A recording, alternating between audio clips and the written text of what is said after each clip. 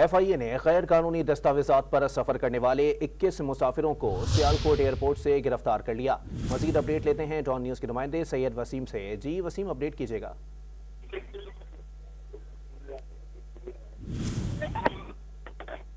वसीम से इस हवाले से तफसीलात लेने की कोशिश करेंगे। FIA ने गैर कानूनी दस्तावेजात पर सफ़र करने वाले 21 मुसाफिरों को सियालकोट एयरपोर्ट से गिरफ्तार कर लिया है। मुल्ज़िमान लीबिया से गैर कानूनी दस्तावेजात पर पाकिस्तान पहुंचे हैं। सैयद वसीम हमारे नुमाइंदे हमारे साथ मौजूद हैं। जी वसीम, अपडेट कीजिएगा।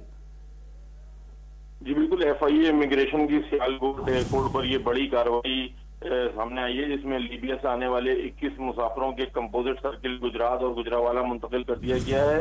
11 मुल्जिमान ने पाकिस्तान आने के लिए मुख्तलिफ पाकिस्तानी पासपोर्ट इस्तेमाल किए थे। गिरफ्तार मुल्जिमान ने मज़कूरा पासपोर्ट मुख्तलिफ एजेंटों से हासिल किए। इब्तदाई तफ्तीश के मुताबिक मुल्जिमान ने एजेंट्स की मदद से गैरकानूनी तरीके से लीबिया से इटली जाने की कोशिश की। मुल्जिमान ने मुख्तलिफ एजेंट्स को फी का 22 लाख से 26 लाख रुपए गैर कानूनी तरीके से बैरून मुल्क इटली जाने के लिए दिए थे। ताहम इन मुल्जिमान को गिरफ्तार कर लिया गया है और in charge FIA immigration Sialkot airport ने जो टीम की कारकर्दगी है उसको सराहा है। जी बहुत शुक्रिया सैयद वसीम।